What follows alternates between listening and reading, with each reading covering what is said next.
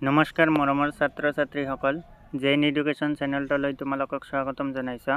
আজি আমি আলোচনা কৰিম পঞ্চমমান শ্ৰেণীৰ অসমীয়াৰ পাঠ নং ৮ ৰঙৰ ৰহস্য নামৰ পাঠটিৰ প্ৰশ্নৰ উত্তৰবিলাক আজি আমি আলোচনা কৰিম। তো ভিডিঅ'টো শেষলৈ চাওক। ইয়াত দিয়া আছে উত্তৰ দিয়াত ক নম্বৰত আদিম মানুহে ক'ত বাস কৰিছিল, তেওঁলোকে ৰঙীন ছবি ক'ত আঁকিছিল।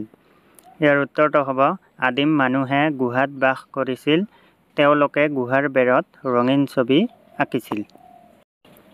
তাৰপিছত দিয়া আছে খ নম্বৰত সূৰ্যৰ পোহৰত কেইটা ৰং থাকে, সেই ৰংকেইটা কি কি।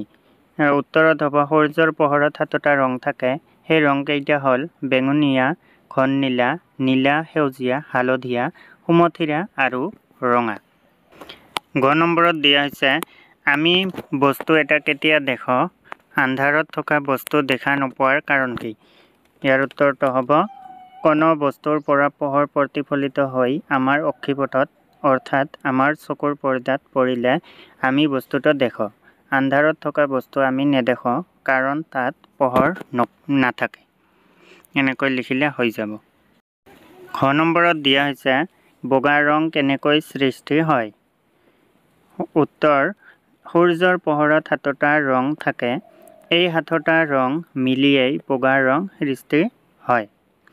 তাৰপিছত ১ নম্বৰত দিয়া হৈছে মানুহে দেখাৰ দৰে সকলো প্ৰাণীয়ে ৰংবোৰ নেদেখে, ৰং দেখা পোৱা প্ৰাণীবোৰ কি কি। ইয়াৰ উত্তৰটো হ'ব ৰং দেখা পোৱা প্ৰাণীবোৰ হ'ল গৰিলা, গিবন, চিম্পাঞ্জী আৰু ওৰাং-ওটাং। তাৰপিছত দিয়া হৈছে প্ৰশ্ন কাৰ কি ৰং মিলোৱা। ইয়াত দিয়া আছে আকাশখন হ'ব নীলা, গছৰ পাতৰ লগত হ'ব সেউজীয়া, গাখীৰটো হ'ব বগা, সৰিয়হৰ ফুল হালধীয়া, চুলিতাৰি ক'লা আৰু বেঙেনা বেঙুনীয়া। তাৰপিছত দিয়া আছে খালী ঠাই পূৰ কৰা। ইয়াত ক নম্বৰত দিয়া আছে ঘঁৰিয়ালে বোলে সকলো বস্তুৰে ৰং দেখে। ইয়াত খালী ঠাইটোত হ'ব মটিয়াহে। ঘঁৰিয়ালে বোলে সকলো বস্তুৰে ৰং মটিয়াহে দেখে। তাৰপিছত খ নম্বৰত দিয়া আছে আটাইকেইটা ৰঙৰ পোহৰ শুহি লোৱা বস্তুক আমি দেখোঁ। ইয়াৰ উত্তৰত হ'ব ৰঙা। আটাইকেইটা ৰঙৰ পোহৰ শুহি লোৱা বস্তুক আমি ৰঙা দেখোঁ। ৰঙৰ ৰহস্য ভেদ কৰা বিজ্ঞানীজনৰ নাম। ইয়াত খালী ঠাইত হ'ব ছাৰ আইজাক নিউটন। তাৰপিছত দিয়া আছে সঁচা নে মিছা লিখা। ইয়াত ক নম্বৰত দিয়া হৈছে আদিম মানুহৰ ৰঙৰ প্ৰতি আকৰ্ষণ আছিল, এইটো সঁচা। তাৰপিছত খ নম্বৰত দিয়া আছে আঘোণ মাহৰ পথাৰ সেউজীয়া, এইটো মিছা। তোমালোকে মিছা দিবা। মৌ-মাখিয়ে হেনো ৰঙা ৰং ধৰিব নোৱাৰে, এইটো সঁচা। তাৰপিছত ঘ নম্বৰত দিয়া আছে কিছুমান চৰাইও আমাৰ দৰে ৰং চিনি পায়, এইটো সঁচা। তাৰপিছত ১ নম্বৰত দিয়া আছে মানুহে অতি বেঙুনীয়া ৰংটোও দেখে, এইটো সঁচা বুলি দিবা। তাৰপিছত দিয়া আছে তলত আঁচ দিয়া যুক্তাক্ষৰকেইটা ভাঙি দেখুওৱা। ইয়াত দিয়া হৈছে নিশ্চয় তালিবা শস্যত চ, এইটো হ'ব তালিবা স যোগ প্ৰথম চ। তাৰপিছত দিয়া আছে অস্ত দন্তা সত্যস্ত দন্তা স যোগ ত। তাৰপিছত দিয়া আছে একাদিক্ৰমে কইৰ ফলাক কৰ দিয়া আছে, ইয়াত তোমালোকে ক যোগ ৰ দিবা। এনেকৈ লিখিলে তোমালোকৰ এইটো হৈ যাব যুক্তাক্ষৰকেইটা। তাৰপিছত দিয়া আছে আৱিষ্কাৰ মদিনা শস্য ক, তাৰপিছত এইটো দিবা মদিনা স যোগ ক। তাৰপিছত দিয়া আছে পেঞ্চিল নিয়চন চ, নিয় যোগ প্ৰথম চ, বিজ্ঞানী গয়নিয়ক গ বৰ্গাত জ যোগ নিয়। তাৰপিছত চিম্পাঞ্জী ময়পম্প, এইটো হ'ব ম যোগ প।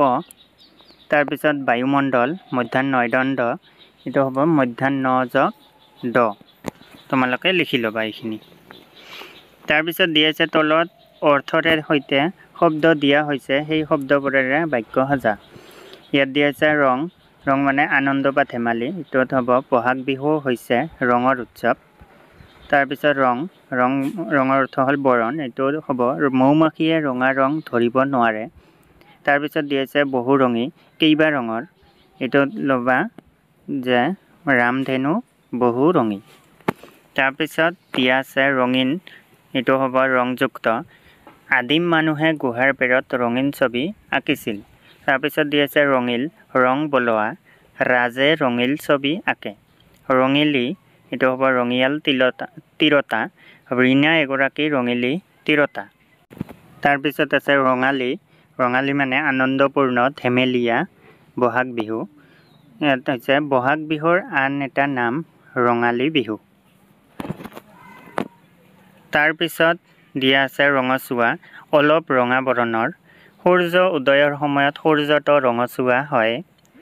তাৰপিছত দি আছে ৰংচঙীয়া, বিবিধ ধৰণৰ সাজ-সজ্জা, এইটো হ'ব মাম্পীয়ে ৰংচঙীয়া কাপোৰ পিন্ধি ভাল পায়। ৰং ধেমালি, আমোদ প্ৰমোদ মনৰ আনন্দৰ কাৰণে কৰা ধেমালি, এইটো হ'ব বহাগ বিহুত সকলোৱে একেলগে লগ হৈ ৰং ধেমালি কৰে। তাৰপিছত ৰং ৰহস্য, হাঁহি ধেমালি বা ৰগৰ, এইটো হ'ব ল'ৰা ছোৱালীবোৰে ৰং ৰহস্য কৰি আছে। তাৰপিছত দিয়া আছে এতিয়া তলত দিয়া ৰংবোৰ মিহলাই চোৱা, এইটো হ'ব ক নম্বৰত দি আছে ৰঙা যোগ নীলা, এইটো দুটা ৰং মিহলি হৈ হ'ব বেঙুনীয়া। তাৰপিছত দি আছে খ নম্বৰত ৰঙা যোগ হালধীয়া, এইটো দুটা ৰং মিহলি হৈ হ'ব সুমথিৰা। গ নম্বৰত দি আছে হালধীয়া যোগ নীলা, দুটাই ৰং মিহলি হৈ হ'ব সেউজীয়া। তাৰপিছত ঘ নম্বৰত ৰঙা যোগ নীলা যোগ হালধীয়া, এইটো হ'ব তিনিটা ৰং মিলি মটীয়া।